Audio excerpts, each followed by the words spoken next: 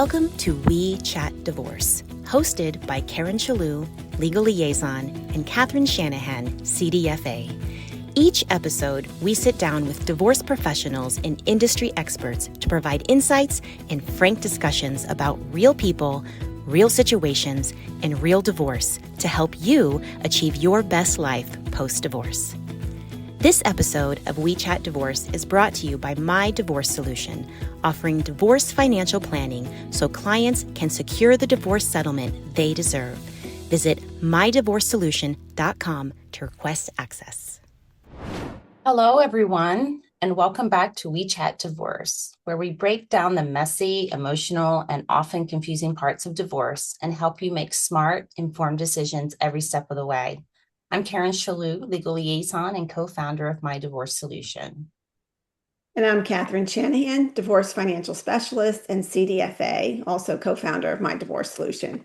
We are here to give you the clarity you need so you can take control of your divorce, especially when it comes to your money and your future. If you're going through a divorce and there's an inheritance involved, or even the possibility of one, this episode is for you. Inheritance is one of those topics that sounds fairly simple until you're actually inside a divorce. People will say things like, money come from my parents, so it's mine. Or my spouse inherited that house, so I have no claim to it. Or my father is getting married or remarried, and now we are worried the estate plan is going to change. And it typically will, by the way. Depending on the facts, the documents, estate law, and the way the money moved, any one of those assumptions could be wrong, incomplete, or financially costly. So today we're going to talk about inheritance in divorce, especially in later in life divorce, what many people call gray divorce. A recent Business Insider article described how baby boomer divorce is reshaping retirement savings and rerouting inheritance. That phrase, rerouting inheritance, is the heart of it. Divorce does not just divide what exists today. It can change what people thought they would live on and what they assumed was protected. So before we go any further, we just want to remind you all that this is not legal advice. Divorce law varies state by state, and inheritance treatment is very fact-specific. Our goal is to help you ask better questions, gather the right documents, and understand how details matter. You know, this is a topic that is, hitting a lot of people. So I'm glad we're talking about it, Karen, because from our generation, all you hear people saying, my friends saying is, I'm going to make my children get prenup agreements. And some of those who did not get prenup agreements, the parents are like, oh gosh, now what would happen? Because the divorce rates are so high. So a lot can be done to just protect your inheritance and teaching your children not to commingle assets. So we should talk about that a little bit later on in the conversation. Sure. So again, one of the most common misconceptions is that inherited property is automatically protected in divorce. In many states, an inheritance that one spouse receives individually can begin as separate property, but that's not the end of the analysis. The real issue is what happened next. If an inheritance was kept in a separate account, titled only in the spouse's name, never mixed with marital funds, and carefully documented, that is one fact pattern, as it's called. But if it was deposited into a joint account, used as a down payment on a jointly titled home, or used to renovate the marital residence, everything can change. And this is where words like commingling and transmutation comes in, and where those details become so important. So here's just a really simple example. A wife inherits $300,000 from her father and places it in a separate account. 2 years later, she moves part of it into a joint account to renovate the marital home. How often do we hear this? 10 years later, the parties divorce. That's no longer a simple inheritance question. Now we need to know where the money come from, where it went, how the home was titled, and whether any of it can be proven with documents. And very importantly, how your state interprets those movements in a divorce. So please do not assume the label controls the outcome. The documents and the movement of the money is exactly what matters. This is a difficult point for a lot of people because let's talk about the emotional side to this, right? Especially with these baby boomers or the great divorce that we hear about, and even that article addressed the great divorce. You get married at such a young age and you're building your wealth together in most cases. And you're married, we have so many, Karen, 25, 30, 35-year marriages, right? And people in their 60s and early 70s. And everyone says, when we got married, we were just so in love. It started this way. We were high school sweethearts, and 30 years goes by. You're never expecting that you'll get divorced. So within that 30-year period, life is difficult. You're scraping money together in a lot of cases. You're trying to buy your first home. Your kids are going off to college. We all know how expensive that is. So you receive an inheritance along the way from your grandmother, your father that you mentioned, or anyone in your family. And you automatically think, well, this will make life easier if I pay the mortgage off with that money, right? Or if we renovate now, as you mentioned, we have this money to do that. You've been waiting for this money to do these things that you couldn't do because you were just building your wealth. And now you fast forward and everyone is like, holy crap, I can't believe I did that. I'm so pissed I did that. And in some states, you don't get any of it back. In some states, you might get some of it back. It just depends on how everything's titled. But it's emotionally so upsetting when you find out that you commingled. And that's why, when I mentioned a little bit earlier, we need to teach this next generation what commingling is. And you're doing that willingly, knowing that if something would happen in the future, that is now a joint asset. Exactly. And to your point, and you say this all the time, have the conversations about it, right? Yeah, Yeah. so Well, important.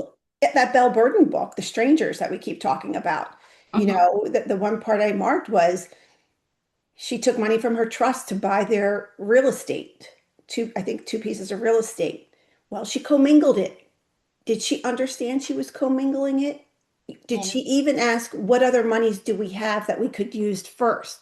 You know, are there any other monies that we've saved that we could use before I would touch an asset that's protected in my prenup?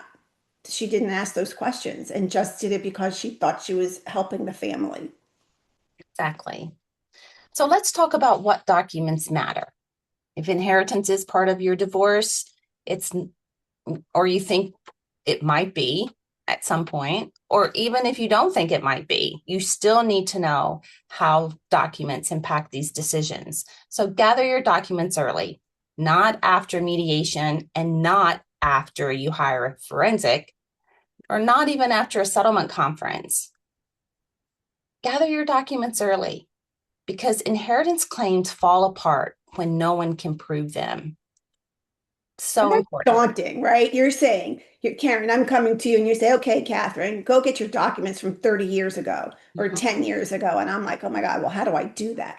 So I do like how our process gives everyone like a step by step, little small tasks of what to gather, just rather than your attorney or someone else saying, gather anything that you have. That's a big, wide, scary statement. Exactly, exactly. And even if you're in the happiest marriage ever, those documents to support that inheritance, Wait, where is that? just do it. Where is that? The happiest marriage ever?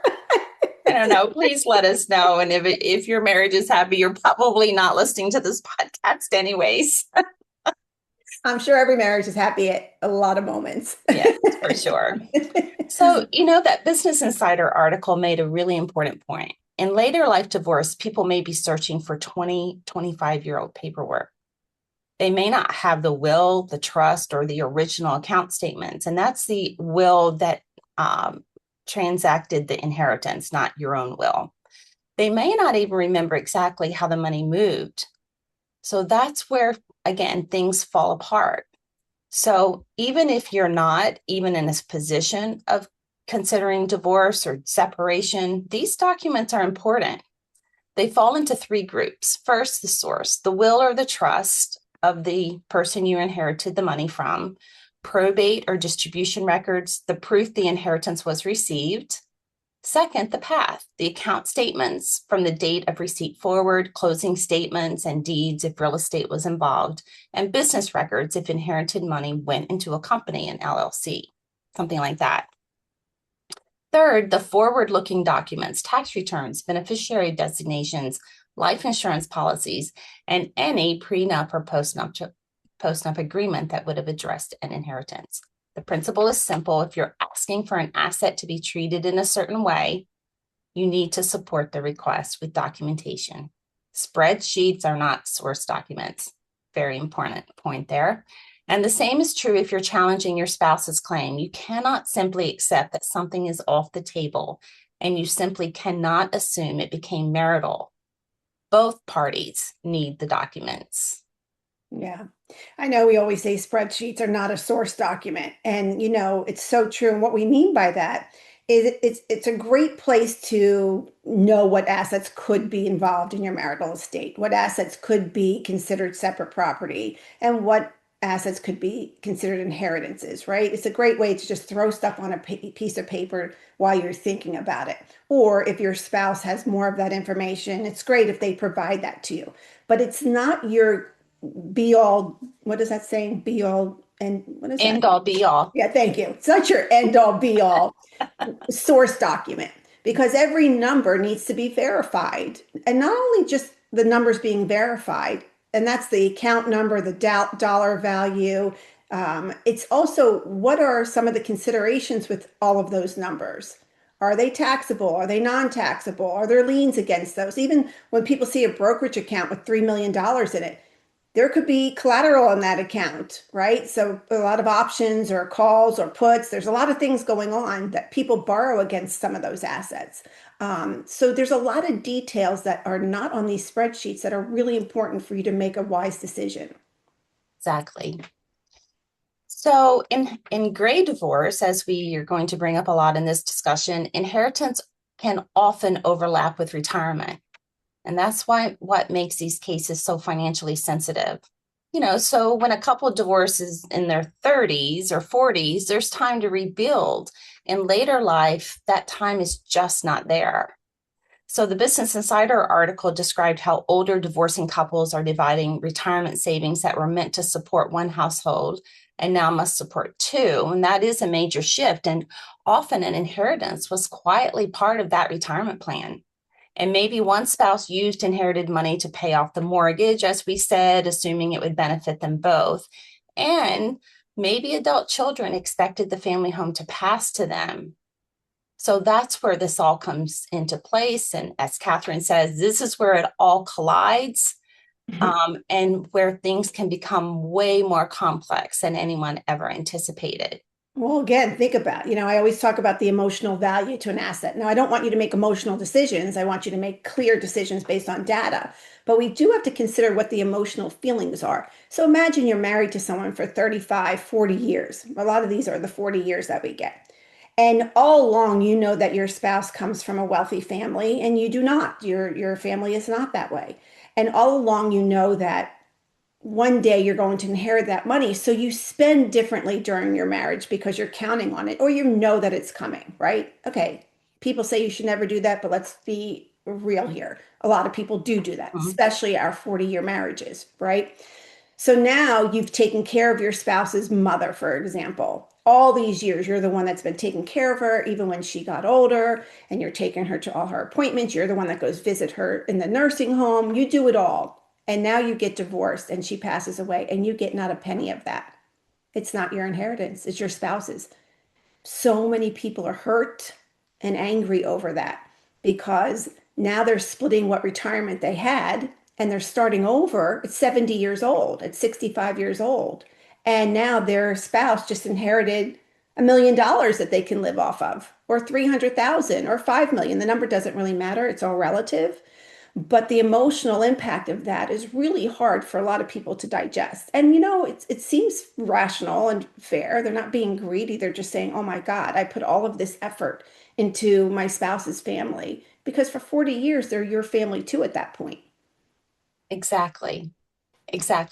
And so when inherited money is used during the marriage, details, documents, information, conversations are so important. And, I also want to cover the family dynamic here, because in gray divorce, the children are often adults. and they may worry about a parent's stability, about inheritance, or about a new spouse. And sometimes those concerns are valid, but adult children reacting from fear can also push a parent to litigate when settlement would serve them both better, which can drain the very assets everyone is worried about. In gray divorces, I believe that we see so many times that children are heavily involved. And so anything you can do ahead of time to level the playing ground or neutralize all of those emotions by just having documentation to support whatever the intent or the agreements are is really, really important. And also, again, I'm going to bring in the emotional side to this. Mm-hmm. Is it really your children's responsibility, or is it even their place to worry about their inheritances? Right?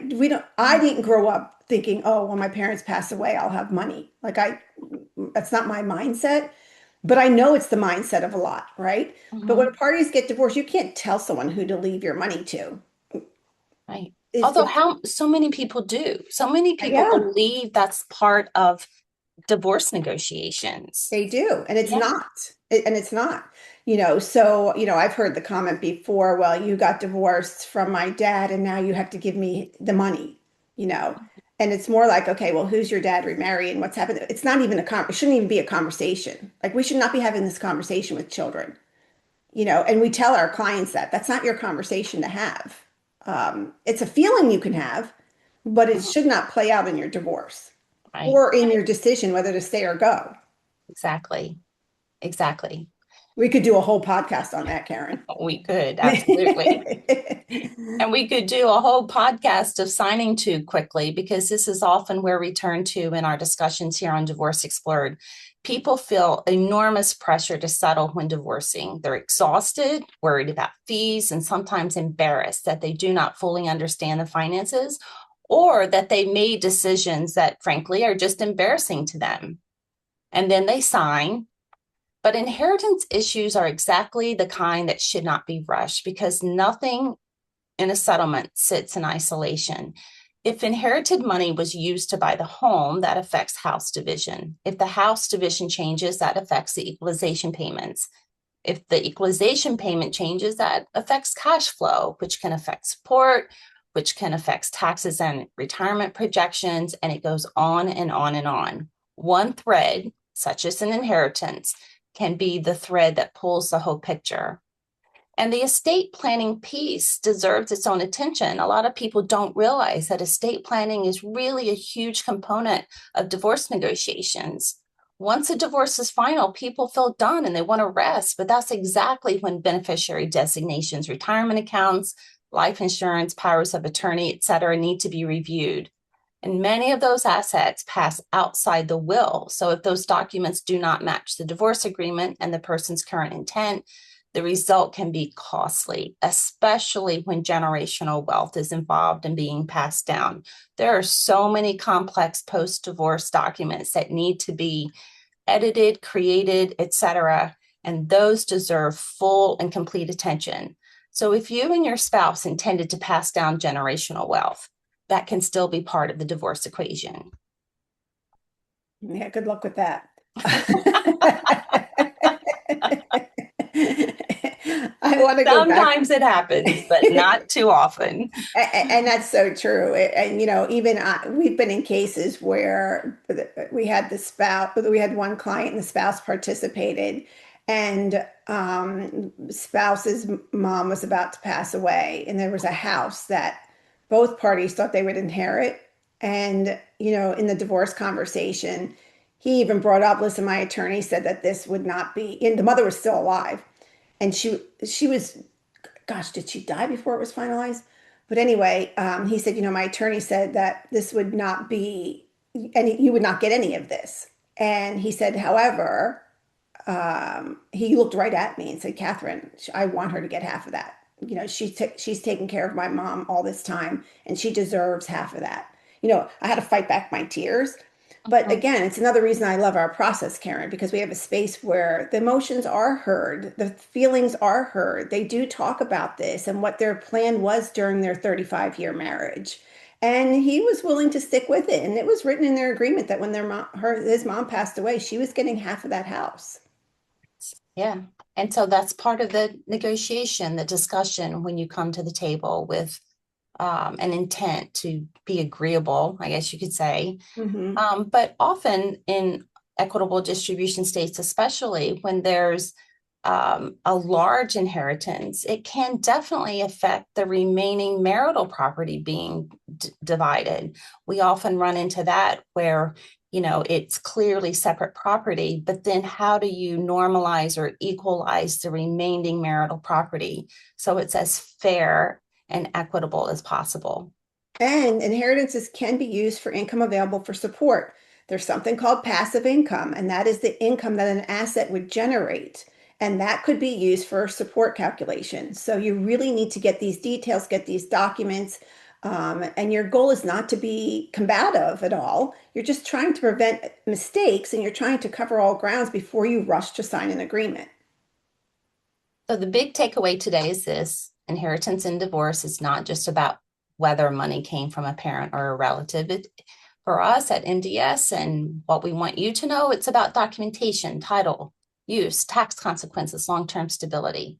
So before you agree to divide or waive anything involving inheritance, ask the deeper questions, know the deeper answers. What is the asset? Where did it come from? What is it worth today? All the tax questions. What happens if one of us dies?